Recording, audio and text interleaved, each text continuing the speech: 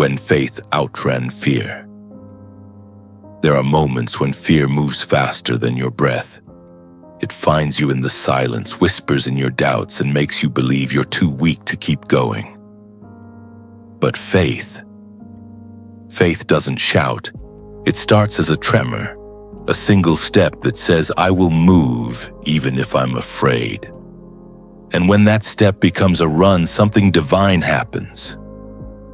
Fear begins to fade behind you, because faith doesn't wait for courage, it creates it. And maybe, just maybe, the race was never between you and fear, but between who you are and who God is calling you to be. Part 1. The moment fear took over. It began quietly, not with thunder nor with tragedy, but with a whisper that sounded a lot like truth. You're not enough. That's how fear speaks. It never screams. It reasons. It dresses itself in logic and wears the mask of caution. And slowly it crawls from the edges of thought into the throne room of your soul. He didn't know when it started. Maybe it was the day the prayer went unanswered, or when the door he knocked on stayed shut for too long. Faith once felt like sunlight. Now it felt like standing in fog. The air was thick, heavy with doubt. He kept moving, but his heart had already stopped believing. Every step became a negotiation between courage and caution. Every breath, a reminder of what he'd lost. Fear doesn't always destroy you suddenly. Sometimes it quietly rewrites your story. It changes I will into maybe. It replaces God can with I hope so. And one day you wake up realizing faith has not vanished. It has fallen asleep.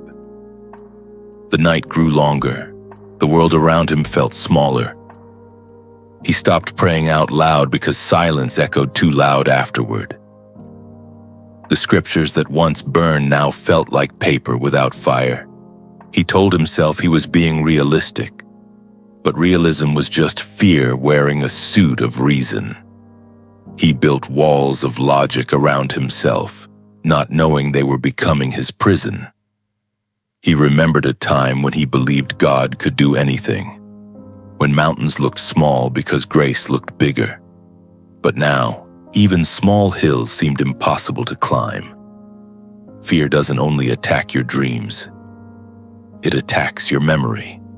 It makes you forget every miracle you've ever seen, every prayer that was once answered, every moment you were carried when you couldn't walk.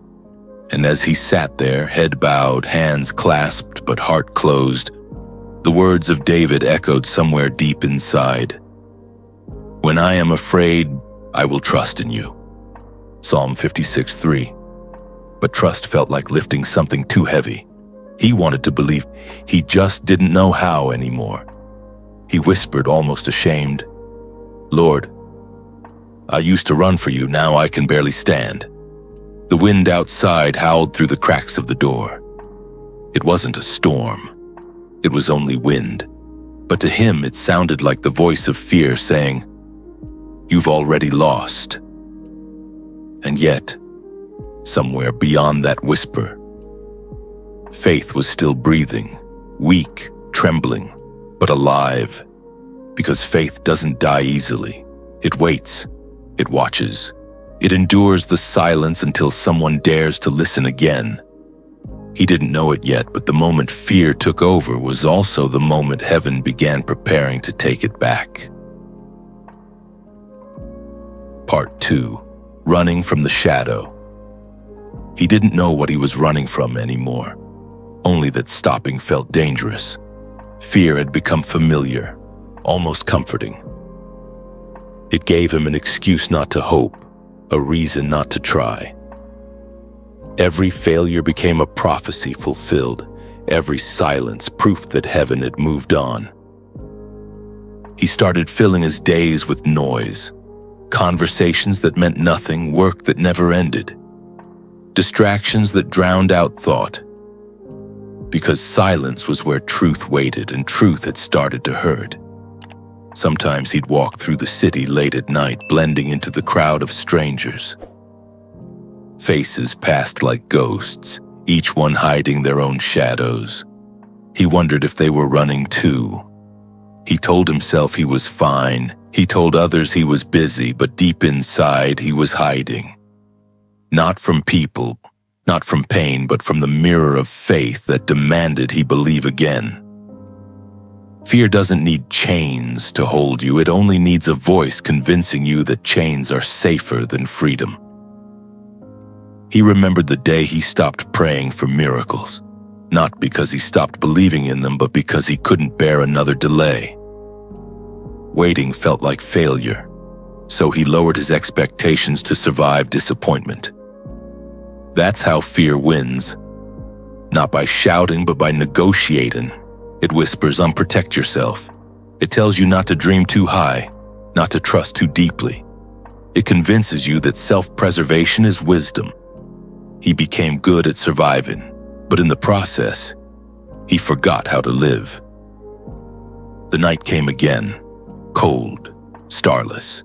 He sat at the edge of his bed, scrolling through old prayers written in a notebook. Words like restore, heal, guide stared back at him, but they felt like relics from another life.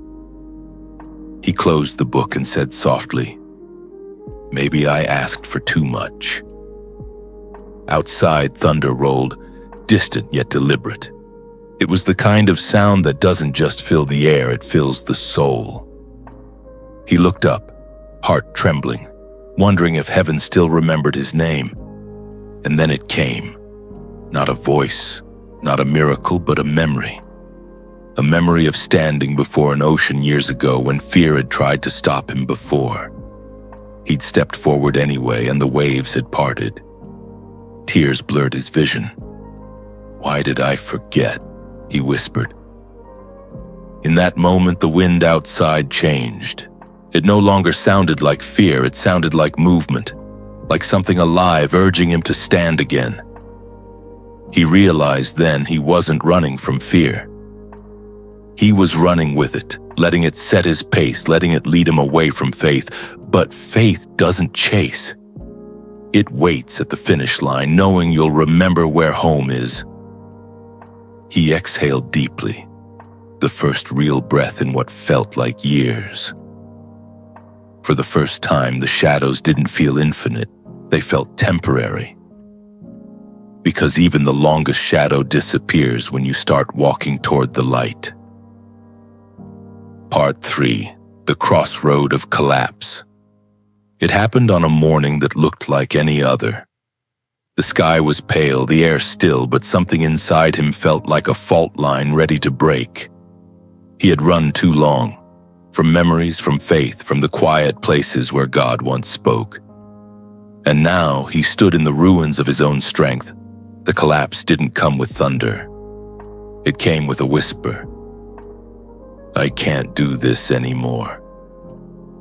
It wasn't rebellion, it was surrender. Not the kind that frees, but the kind that admits defeat. He sat on the floor, his head in his hands, as if trying to hold together what was left of himself. All the noise that once distracted him had faded. The only sound now was his heartbeat, slow, uneven, and tired. "Where are you?" he whispered. "I've looked everywhere, but I can't find you anymore." There was no answer. Only silence, the kind that stretches across eternity. But this time the silence felt different. It wasn't empty, it was waiting.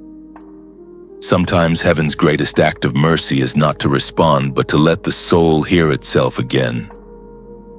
He remembered the ocean, the parted waves, the feeling of walking on the impossible. Had that really happened?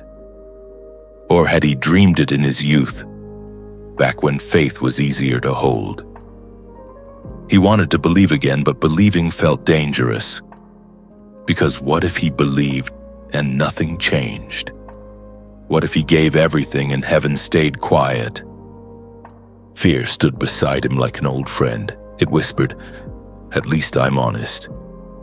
At least I never promised you anything." And for a moment he almost agreed, because fear never disappoints, it only limits, and limits felt safer than hope. Then, almost imperceptibly, something shifted. A single verse rose up from the ashes of his memory. "Do not fear, for I am with you." Isaiah 41:10. He had read it 1,000 times before, but this time it didn't sound like scripture, as in it sounded like a heartbeat, like God was not speaking to him but through him.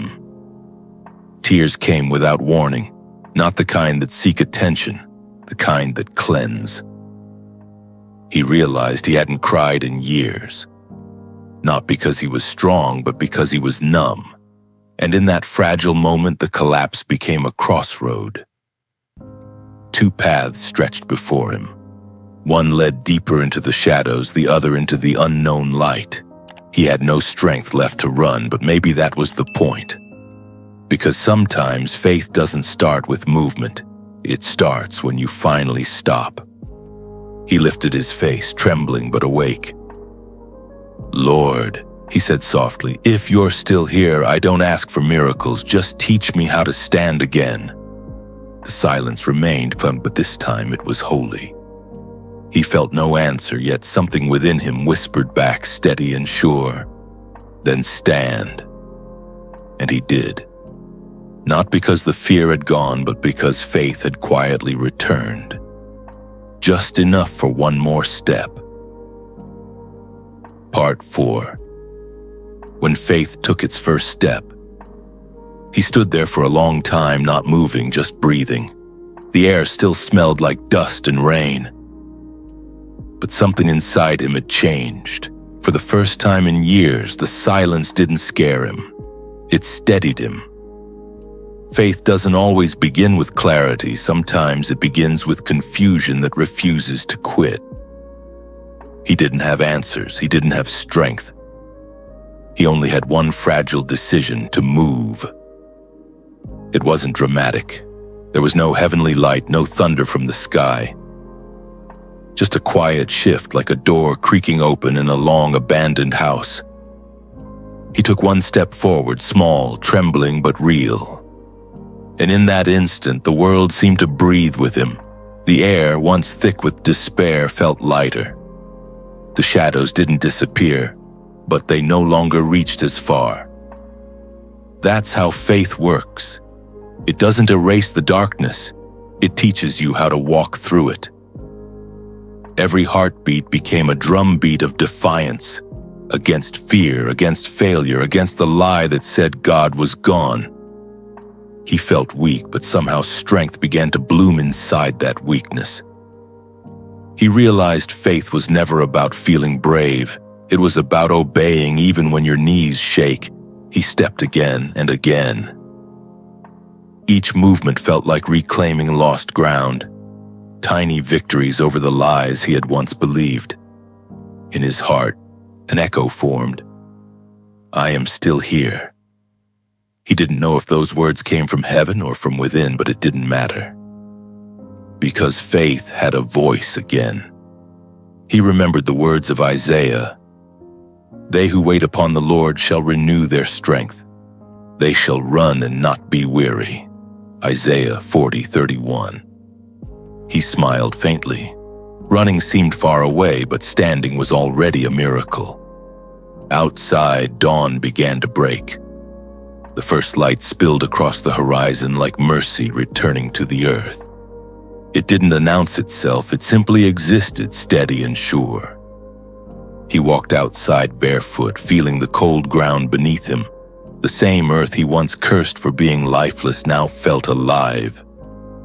And as the sun touched his face, he whispered, "Maybe this is how resurrection begins, not with power, but with permission to start again." Tears came once more, but this time they didn't burn, they washed. He could feel the soil beneath his feet, the rhythm of life returning. It was as if heaven whispered through the wind, "You took one step, and I will take 1,000 with you." Faith had taken its first step. It wasn't loud. It wasn't glorious. But in the unseen realm, something eternal had shifted. Because the moment faith moves, fear loses its throne, and what once seemed impossible begins to walk again.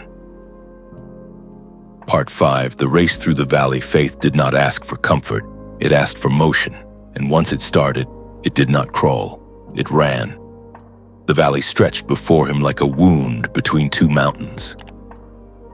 The air was sharp, the sky low and gray, but this time he didn't wait for it to clear. He walked into the fog and kept moving. Every step felt heavier than the last, yet his spirit grew lighter. Because faith isn't about where your feet are, it's about where your eyes are fixed. And his eyes were no longer on fear. The road wound through shadows of memory, regret, shame, failure. They stood on either side like silent watchers, whispering reminders of who he used to be. But he didn't stop. He didn't argue. He just ran, not to escape, but to return to who he was meant to be. At first, his breath came short, uneven. Then the rhythm found him.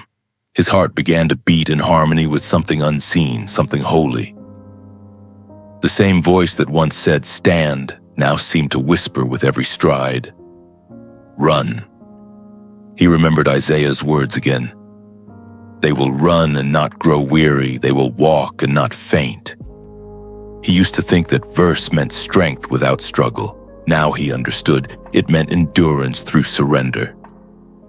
For the first time, he realized faith wasn't about winning the race. It was about finishing it with God still beside you. A gust of wind swept through the valley, carrying with it the scent of rain. He tilted his face upward. The first drops fell cold but alive, and somehow they didn't slow him, they fueled him. Because grace often falls hardest on those who refuse to stop moving. As he ran, the terrain changed. The shadows grew weaker, the fog thinner. He could see the outline of light breaking through the ridge ahead. Fear still followed, but its voice had turned faint, almost desperate. "You'll fall again," it hissed.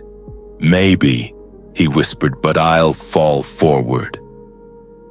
And the valley echoed those words back to him as if heaven itself agreed. His lungs burned, his legs trembled, but he didn't care. Because for the first time in a long time, he was no longer surviving. He was alive. Every breath was a declaration, every stride a prayer, every heartbeat a hymn that said, "I am not running alone." And though no one saw it, no crowd, no applause, something eternal shifted again. Because in the unseen realm, faith was no longer learning to walk. It had begun to fly. Part 6. The day fear looked back. He didn't know when it happened. One moment he was running with his whole heart. The next he realized fear wasn't beside him anymore. It had fallen behind. For years, fear had led the way. It had dictated every choice, every silence, every retreat. But now the rhythm had changed. Faith wasn't chasing, it was leading. He slowed down, turned slightly, and looked over his shoulder. There it was, the shadow that once towered over him. Still there, still watching, but smaller, weaker, almost tired. Fear looked back too, as if surprised to find him still standing. It had lost control but couldn't understand why. That's the thing about fear. It doesn't die when you conquer it. It dies when you stop believing in its power. He smiled, not in pride, but in peace. Because now he understood fear was never chasing him. It had been following the echoes of his doubt, and those echoes had finally gone quiet. The valley he had once dreaded was now behind him. The same terrain that had broken him was now his testimony. He could still hear the wind that once howled like accusation, but now it sounded like applause. He whispered, "Thank you, Lord, not for taking the fear away, but for teaching me how to walk through it." Because the greatest miracles aren't the ones that remove your storms. They're the ones that teach you to move within them. He thought of David again. Even though I walk through the valley of the shadow of death, I will fear no evil. He finally understood that verse. The valley was never meant to kill him. It was meant to prove that he couldn't be killed. Every scar told the story of something that tried and failed to end him. Every trembling breath became proof that grace had outlasted terror. He paused at the edge of the hill where the valley opened into sunlight. The light was warm now, golden. He turned one last time. Fear stood at a distance, still whispering, still trying to be heard. But faith only smiled. Because when love is present, fear no longer speaks the same language. He took another step forward, then another. Each step was freedom, each breath, worship. For the first time in his life, he wasn't running from something. He was walking towards someone, and as he climbed higher, he heard something behind him fade, not like defeat, but like distance, the sound of fear. Looking back. Part 7, the victory no one saw. There was no celebration when he reached the top. No trumpet sound, no shining crown, no crowd waiting to cheer. Just the quiet rhythm of wind and the slow beating of a heart that had finally found peace. The world below looked the same, gray, broken, restless. But he wasn't the same man anymore. He had carried fear up the mountain and buried it at the summit, not by strength, but by surrender. He sat down on a stone, breathing slowly. It felt like resting in the arms of someone unseen. The sunlight wrapped around him, not like glory, but like grace. He thought about how long he had run, how many times he had fallen, doubted, wept. And yet, here he was, alive. Whole. Not because fear had disappeared, but because faith had finally learned to outlast it. That was the victory no one saw. The kind of victory heaven measures in silence and scars. He smiled, whispering to the wind, "Lord, I didn't win because I was strong. I won because you never left." And perhaps somewhere beyond the clouds, heaven smiled back. He looked down at his hands. They trembled, but not from fear, from awe. Because those same hands that once clenched in desperation were now open in worship. He finally understood what freedom felt like. Not the absence of danger, but the presence of peace. Faith had become more than belief. It had become breath, unseen but sustaining. Every inhale a prayer, every exhale a release. He closed his eyes and listened. For the first time, the silence didn't echo. It sang, a soundless hymn, written not in words but in wounds. He thought of all the nights when God had seemed far away. Maybe God had never been distant. Maybe he was simply waiting for the noise of fear to fade so that his whisper could finally be heard. And now, in that stillness, the whisper came. "You ran well." He smiled through his tears, not the smile of victory, but of recognition. That all along heaven had been running beside him. He stood again, not as a man escaping fear, but as one who had learned to walk in its shadow and still find light. The sun was setting now, painting the valley below in gold. Each ray looked like a memory redeemed, each color like a promise fulfilled. He raised his eyes to the horizon, and for a moment the light seemed to move, as if eternity itself was bowing to welcome him home. He whispered softly, "When faith outran fear, heaven called it freedom." Then he walked forward, steady and unhurried, his silhouette fading into the golden light as if stepping into the very heart of God. The story of faith is not about speed, it's about endurance. It's not about never falling, It's about never staying down. Because every time you rise, you remind fear that it no longer owns you. Maybe your valley looks different. Maybe your race is silent, unseen, known only by God. But every breath you take, every prayer you whisper in the dark is proof that faith is still alive. You don't have to run perfectly, you just have to keep moving. One heartbeat, one choice, one surrender at a time. The world may never see your battle, it won't applaud when you stand again. But heaven notices. And in that unseen realm, every trembling step becomes a roar that says, I'm still here, I still believe. Because when faith outruns fear, something divine happens. You begin to live not by what you see, but by who walks beside you, and heaven calls that victory.